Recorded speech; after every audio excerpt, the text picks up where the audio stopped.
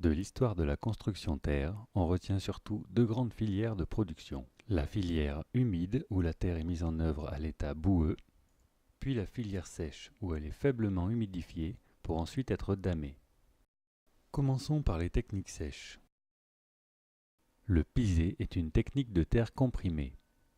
Généralement posée sur des fondations et un soubassement en pierre, foisonnée et légèrement humidifiée, la terre est déposée dans le coffrage par couches d'à peu près 15 cm. On remarque souvent sur les murs en pisé des joints stabilisés à la chaux entre les différents branchages.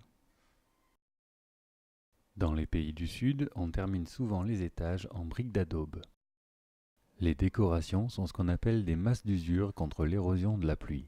Elles favorisent aussi l'évaporation. Dans nos régions, des toitures à grandes dépassées protègent les murs des ruissellements. Très répandu dans le centre de la France et dans le monde entier, le pisé tient une large place dans notre patrimoine, aussi bien industriel que rural. Voici la brique de terre comprimée. On pourrait l'appeler pisé préfabriqué. Néanmoins, elle nécessite plus de matériel. Voici un trommel pour tamiser la terre à 10 mm. Ensuite, un malaxeur permet de légèrement l'humidifier. Enfin, on peut passer la terre sous presse pour obtenir des briques.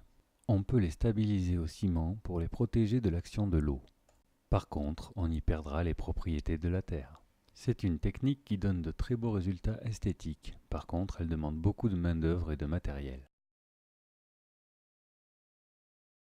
Parlons maintenant des techniques humides avec la brique d'adobe. C'est une des premières techniques de construction terre. On réalise un mélange boueux traditionnellement foulé au pied dans une fosse. Pour améliorer les propriétés mécaniques ou diminuer le retrait au séchage, on peut y ajouter du sable ou de la paille. Une fois le mélange terminé, on peut mouler les blocs et les laisser sécher. Dans tout le continent africain, au Mali et en Algérie par exemple, il reste beaucoup de témoignages de cette technique très répandue.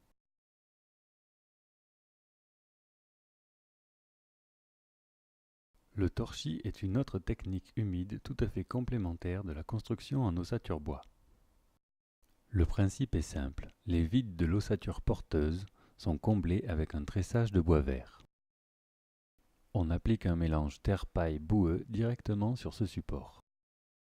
Une fois dressé et lissé, on vient griffer la surface pour créer une accroche physique entre le torchis et l'enduit de chaux aérienne.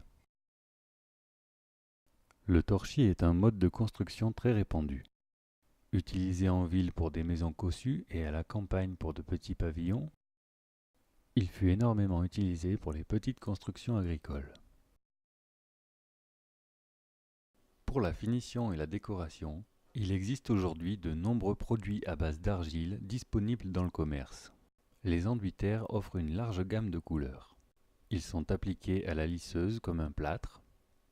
Aussi collants mais sans prise rapide, leur mise en œuvre est très facile. Il est possible d'associer la fibre végétale aux enduits terre. À faible dose, les brins de paille brillants donnent un aspect décoratif. On peut aussi l'utiliser pour amender une terre trop argileuse et verrouiller le retrait de séchage. Des enduits très épais et saturés de fibres végétales sont appelés correcteurs thermiques. Très légers, ils se chauffent rapidement et coupent le rayonnement froid d'un mur en maçonnerie lourde. Avec ces produits, des techniques de panneaux chauffants ont déjà été mis au point. Du panneau de roseau collé à l'enduit terre et vissé au mur crée une fine isolation. On lui superpose un serpentin d'eau chaude. 2 couches d'enduit pour créer une finition qui servira en même temps de masse thermique. Le panneau de roseau peut être une solution d'isolation pour l'extérieur. Encore une fois, vissés au mur et solidarisés par un enduit terre, ils seront protégés par une finition à la chaux. Enfin, le mélange de terre et de plaquettes de bois déchiqueté peut être une solution rapide et économique pour un réagréage avec isolation. Il existe aussi des peintures à base d'argile, en poudre à mélanger, ou bien prêtes à l'emploi. L'argile donne la couleur, c'est de la fibre de cellulose qui joue le rôle de fixateur.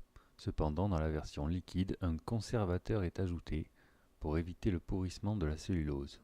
Les peintures à base d'argile sèchent rapidement, restent respirantes et en plus d'un grand pouvoir couvrant, elles sont sans dissolvant et insensibles aux UV.